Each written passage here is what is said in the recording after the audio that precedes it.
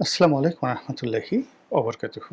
সম্মানিত দর্শক, ডক্টর মোহাম্মদ ইউনূসের জমানাতে অর্থাৎ গত একটি বছরে জামাত এবং শিবিরকে নিয়ে যত আলোচনা হচ্ছে, যত সমালোচনা হচ্ছে, এটি ইতিপূর্বে কখনো হয়নি।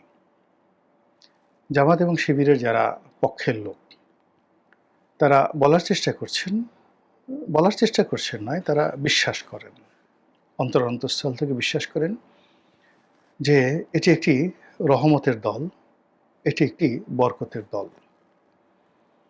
এই দলের যারা নেতাকর্মী রয়েছে তারা সবাই তারা সবাই আল্লাহভীরু, সবাই সৎ এবং সবাই জান্নাতি। পৃথিবীতে যদি জীবন্ত জান্নাতি কোনো প্রাণীকে কেউ দেখতে চান, তবে জামাত শিবিরের অফিসে গিয়ে তাদের পবিত্র বদনের দিকে তাকালেই আপনারা বুঝতে পারবেন যে জান্নাতি মানুষের চেহারা কেমন হবে, সুরত কেমন হবে, পোশাক কেমন হবে, আচার কেমন হবে, আচরণ কেমন হবে। গত একটি বছরে জামাত শিবিরের কতিপয় লোকদের বিরুদ্ধে দুর্নীতি, অনিয়ম, চাঁদাবাজি, খুন, ধর্ষণ, রাহাজানি থেকে শুরু করে নানা রকম দুর্নাম বদনাম রটে যাচ্ছে। এটা নিয়েও জামাত শিবিরের কোনো মাথা ব্যথা নেই। তাদের বক্তব্য হলো যে ক্ষমতার পট পরিবর্তনের পর ফেরেশতাদের মধ্যে যদি আজাজিল থাকে, শয়তান থাকে, তাহলে এই জামাত শিবিরের মধ্যে ২-৪ জন লোক খারাপ থাকবে, এটা তো স্বাভাবিক। কিন্তু সেটার পার্সেন্টেজ কত? বিএনপির মতো তো আর নয়, জাতীয় পার্টির মতো নয়, কিংবা আওয়ামী লীগের মতো নয়, একেবারে খুবই অল্প। এবং তারা ধরা পড়ার সঙ্গে সঙ্গে দল তাদেরকে বহিষ্কার করছে, তাদের সাথে সম্পর্ক নষ্ট করছে এবং যথাসম্ভব তাদেরকে এড়িয়ে চলার চেষ্টা করছে।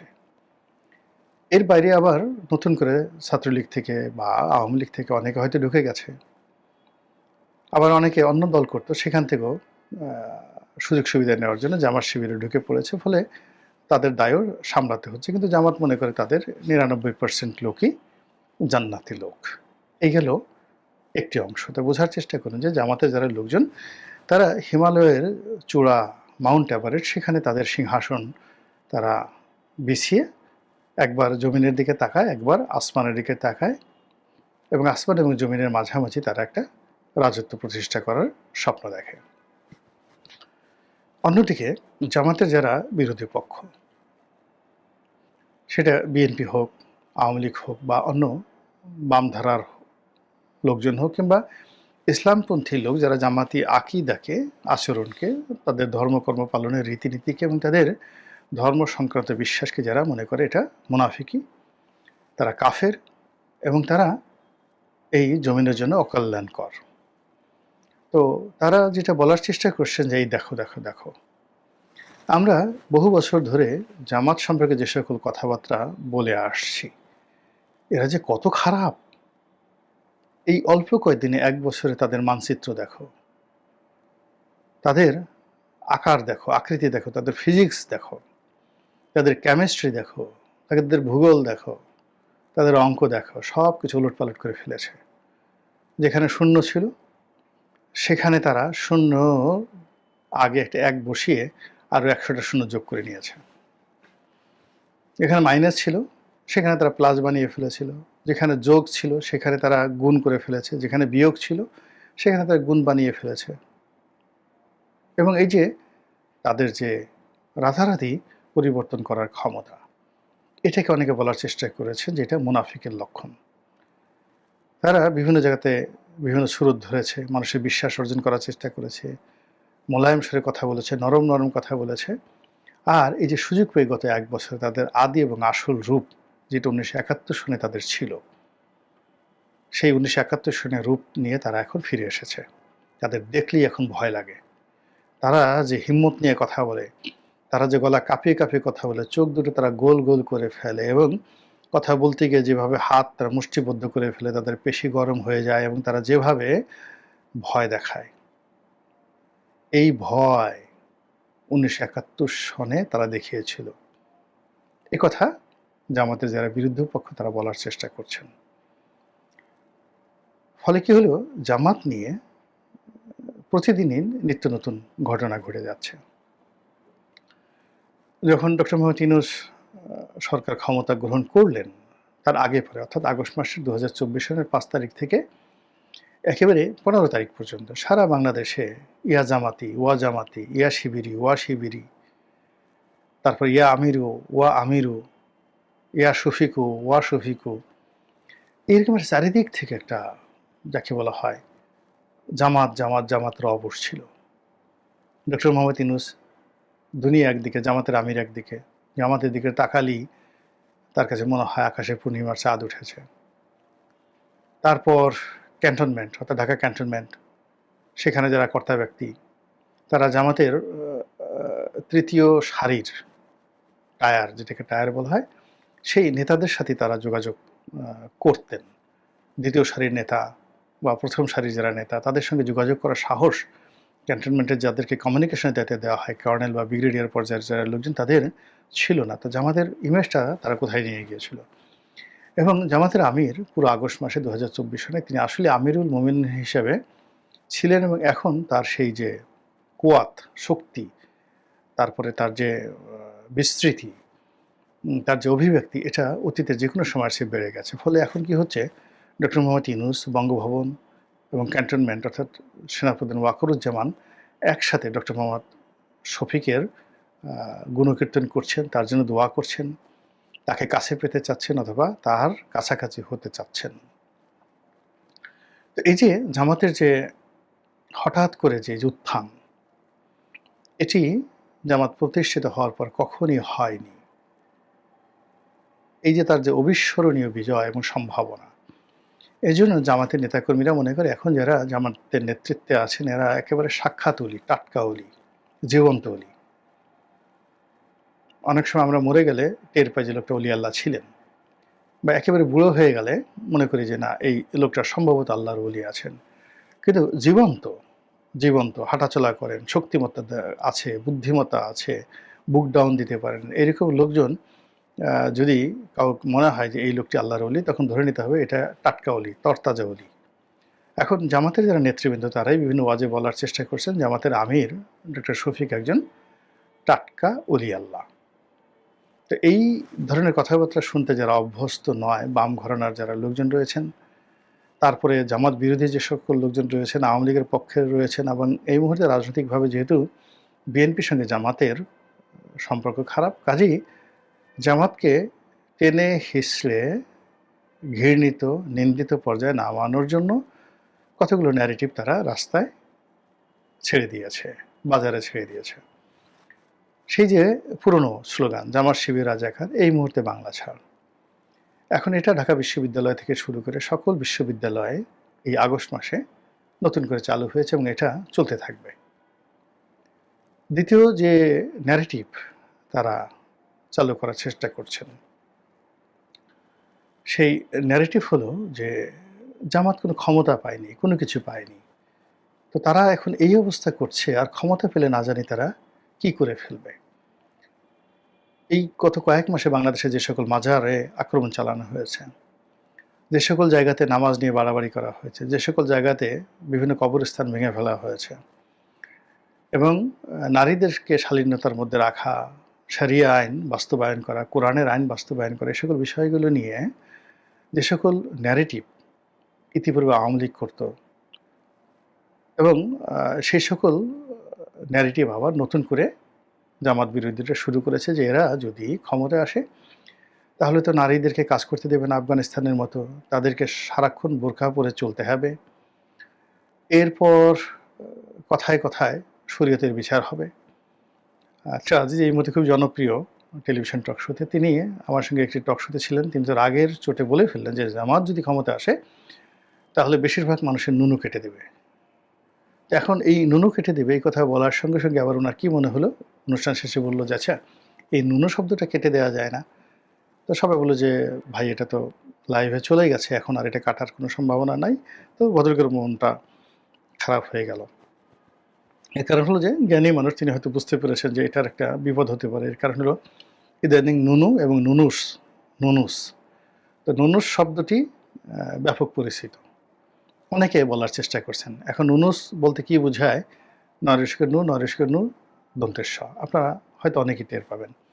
তো ওটার সঙ্গে আবার উনি হুট করে, এটা তো কেউ বাংলাদেশের টেলিভিশনে নুনুস শব্দটি সরাসরি বলেনি। তো সেই নুনুসের সঙ্গে সম্পর্কযুক্ত নুনু, এটা কি ধরনের প্রতিক্রিয়ার সৃষ্টি হয়, এই কারণে তিনি হয়তো ওটা বাদ দেওয়ার চেষ্টা করলেন। কিন্তু আমি বললাম যে ভাই বাদ দেন, it's a art of speaking. আপনি এই কথাটা যে বলেই ফেলেছেন যে জামাত ক্ষমতায় আসলে ওরা নুনু কেটে দেবে, বা ওরা বলুক যে আমাদের সময় যদি কেউ ধর্ষণ করে, এই কাজগুলো করে, তাহলে আমরা চীনের মতো করে নুনু কেটে দেবো। তো এটা খারাপ কি হয়েছে? তো ভদ্রলোক সেখান থেকে চলে গেলেন। তো এই ধরনের ন্যারেটিভগুলো কিন্তু চালু হয়ে গেছে। জামাত বিরোধী যে সকল ইসলামী সংগঠন রয়েছে, তারা তো আগেই জামাত সম্পর্কে নানা কথাবার্তা বলতেন, এখন আবার নতুন করে তারা এই জামাতের মুনাফিকি, জামাতের অধার্মিক কর্মকাণ্ড ইত্যাদি নিয়ে ব্যাপকভাবে তারা সমালোচনা শুরু করেছেন। সবচেয়ে জামাতের জন্য যে ভয়ঙ্কর যে বিষয়টি, এই মুহূর্তে যেটি তাদের ইজ্জত কা সওয়াল, সেটা হলো জামাতকে সবাই গুপ্ত সংগঠন হিসেবে, শিবিরকে সবাই গুপ্ত সংগঠন হিসেবে ঠাট্টা করছে, টিটকারি করছে। এবং এই গুপ্ত সংগঠন ইতিমধ্যে তারা এটা বেশ পপুলার করে ফেলেছে। জামাতের লোকজন সরাসরি এভাবে কিছু বলতে পারছেন না, কিন্তু তারা খুব ক্রোধান্বিত, রাগান্বিত, রাগে থরথর করে কাঁপছেন। কিন্তু বাস্তবতা হলো যে বিরোধী পক্ষ তাদেরকে যে গুপ্ত সংগঠন ট্যাগ লাগিয়েছেন বা পোক করেছেন, এটা এখন একটা ধ্রুব সত্যে পরিণত হয়ে গেছে। গুপ্ত সংগঠন বলতেই এখন সিরাজ শিকদারের সংগঠন সরবরাহ পার্টিকে বোঝায় না। আপনি যে কোনো জায়গায় যদি এখন বলেন জামাত বা শিবিরকে, লোকজন বুঝে ফেলবে গত ৩-৪ মাসে এই জামাত গুপ্ত সংগঠন। এই কথাটি বেশ কয়েকজন সাংবাদিক, দেশের যারা প্রথিতযশা সাংবাদিক রয়েছেন, লেখক রয়েছেন, এরা জামাতের বিরুদ্ধে ন্যারেটিভটি কিন্তু চালু করে দিয়েছে। এবং সবচেয়ে ভয়াবহ যে বিষয়টি, সেটি হলো ছাত্রলীগের যে যত দায়, যত কর্মকাণ্ড, এমনকি আবরার হত্যা থেকে শুরু করে সেই ছাত্রলীগের চাপাতি মিছিল, এরপর ঢাকা বিশ্ববিদ্যালয়ের যে গণরুমে চাঁদাবাজি থেকে শুরু করে যা কিছু হয়েছে, যত সন্ত্রাস হয়েছে ছাত্রলীগের নামে, যেটা সারা বাংলাদেশের নিন্দার ঝড় তুলেছিল, সেই জিনিসগুলো এখন শিবিরের ঘাড়ে চাপানো হচ্ছে। এর কারণ হলো, এটা এখন ওপেন সিক্রেট যে শিবিরের শীর্ষ অনেক নেতা থেকে শুরু করে বহু সংখ্যক নেতাকর্মী, শীর্ষ নেতা যাদেরকে আমরা এখন ইদানিং চিনছি, আর হাজার হাজার নেতাকর্মী যাদেরকে আমরা চিনি না, যারা ছাত্রলীগের ভেগ ধরে, ছাত্রলীগের ভং ধরে, ছাত্রলীগের পরিচয় বহন করে শেখ হাসিনার জামানায় ছাত্রলীগের যত অপকর্ম, সেই অপকর্মকে তারা তাল দিয়েছে। অনেকে তারা যে শিবির নয়, এই জিনিসটা প্রমাণ করার জন্য তারা অতিরিক্ত ছাত্রলীগ হয়েছে। একটা ছাত্রলীগ যদি কোনো একটা রিক্সাওয়ালাকে 2টা থাপ্পড় মারতো, তো শিবির হিসেবে যে লোক ছাত্রলীগের ভান করে ছাত্রলীগের মধ্যে আছে, সে গিয়ে 2টো থাপ্পড় দিল। একজনে 10 টাকা চাঁদাবাজি করলো, 20 টাকা চাঁদাবাজি করলো, একজন 10টা সন্ত্রাস করলো ও 20টা সন্ত্রাস করলো, শুধুমাত্র নিজের পরিচয়টা গোপন রাখার জন্য।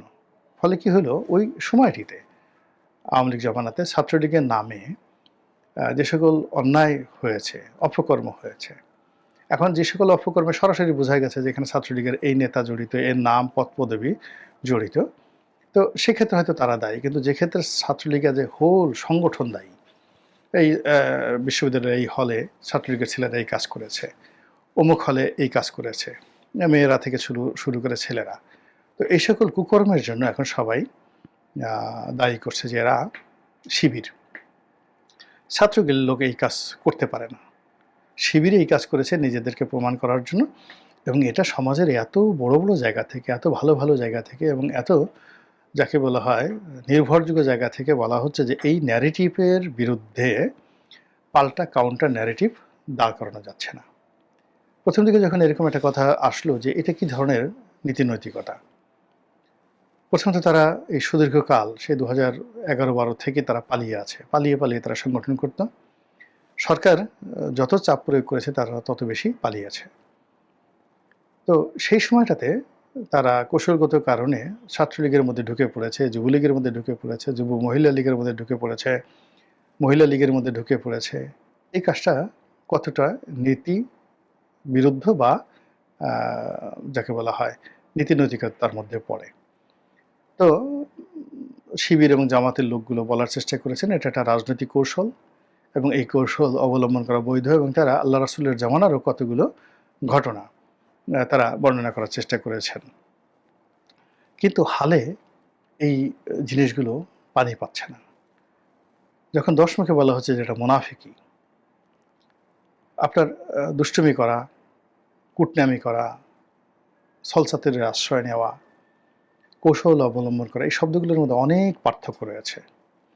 আবার কোনো একটা বিশেষ উদ্দেশ্যকে সামনে নিয়ে কোনো একটি কাজকর্ম করা, সেটারও একটা উদ্দেশ্য রয়েছে। এটা যুদ্ধ কূটনীতিতে অনেক ক্ষেত্রে এটা মার্জনীয় অপরাধ, অমার্জনীয় নয়। কিন্তু যখন একটা কন্টিনিউয়াস বছরের পর বছর সন্ত্রাসের যাকে বলা হয় আশ্রয়ের মধ্যে থাকা, প্রশ্রয়ের মধ্যে থাকা এবং সেই সন্ত্রাসের সহযোগী হওয়া, অপকর্মের সহযোগী হওয়া, তারপরে সেই সংগঠনের মধ্যে থেকে সেই সংগঠনকে দিয়ে নানা রকম কুকর্ম করা, আর সেই কুকর্মের দায় নিজেরা না নিয়ে সেই সংগঠনের উপর চাপিয়ে দেওয়া। ধরুন ছাত্রলীগের বহু ইউনিট রয়েছে, তো কোনো একটা ইউনিটে হয়তো 50 জন লোক আছে। এখন 50 জনের একটা ছোট্ট ইউনিটে যদি দেখা গেল সিঙ্গেল একটা ইউনিট, সেখানে 40 জনের শিবিরের লোক, তো তারা কোনো একটা জায়গাতে বাসে আগুন লাগালো, কোনো একটা থানা লুট করলো, কোনো একটা জায়গাতে সমন্বয়কদের মেরে ফেললো, কোনো একটা জায়গাতে ব্রাশ ফায়ার করলো এবং দেখালো যে ছাত্রলীগ ব্রাশ ফায়ার করছে। তো এই কাজগুলো করেছে, কিন্তু নাম পড়লো কার? ছাত্রলীগের। আর ওখানে যে ইউনিটটা এই ঘটনাটা ঘটিয়েছে, যেহেতু তারা লেম্যান, তাদের পরিচিত মুখ তারা নয়, সন্ত্রাস করার মুখ তাদের নয়, তারা এই কাজগুলো এমনভাবে করেছে যে সেই কাজগুলো আসলে ছাত্রলীগের ঘাড়ের উপর আসছে।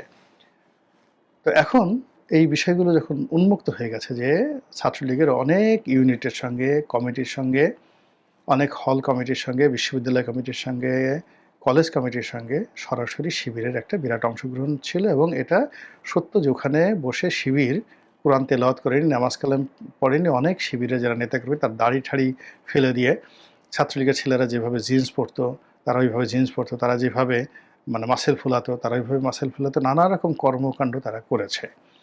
এখন সেই কর্মকাণ্ডের দায় কেন ছাত্রলীগের উপর আসবে আর কেন শিবিরের উপর আসবে না?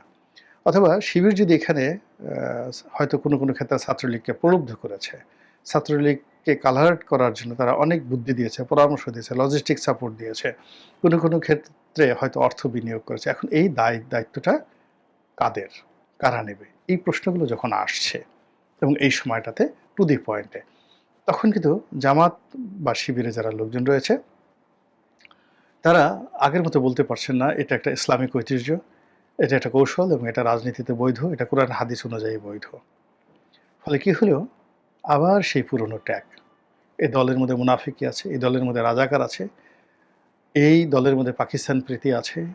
এই জিনিসগুলো যখন আবার নতুন করে জামাত শিবিরের উপর আসছে, তখন ওই যে জামাতের যে সুখময় সময়, প্রথম ৩-৪ মাস ক্ষমতা আসার পর দল হিসেবে, এবং পরবর্তীতে জামাতের আমিরের এই মুহূর্তে যে সারা বাংলাদেশে তার যে ইমেজ গড়ে উঠেছে এবং তাকে কেন্দ্র করে বাংলাদেশের রাজনীতি যেভাবে আবর্তিত হচ্ছে এবং তাকে যেভাবে একজন গ্র্যান্ড ইমাম মনে হচ্ছে, এই মুহূর্তে তাকে দাঁড়া করিয়ে দেওয়া হলে মনে হচ্ছে যে তিনি তারেক রহমান সাহেবের নেতা, তিনি সমস্ত বাংলাদেশের নেতা, একমাত্র তিনি এই বাংলাদেশের প্রধানমন্ত্রী হতে পারেন, তিনি বাংলাদেশের রাষ্ট্রপতি হতে পারেন, এবং তার সমপর্যায়ের অন্য কোনো রাজনৈতিক দলের পোর্ট্রেট এখন আঁকা যাচ্ছে না। এবং এই অবস্থায় ডক্টর শফিককে পৌঁছানো হয়েছে বা তিনি পৌঁছে গেছেন রাষ্ট্রযন্ত্রের মাধ্যমে, কৌশলের মাধ্যমে, বুদ্ধি প্রজ্ঞার মাধ্যমে, কিন্তু বাস্তবতা হলো তিনি এখন যে জায়গাতে আছেন সেই জায়গাতে এসে এই যে নতুন মুনাফিকের যে টার্মগুলো, ট্যাগগুলো,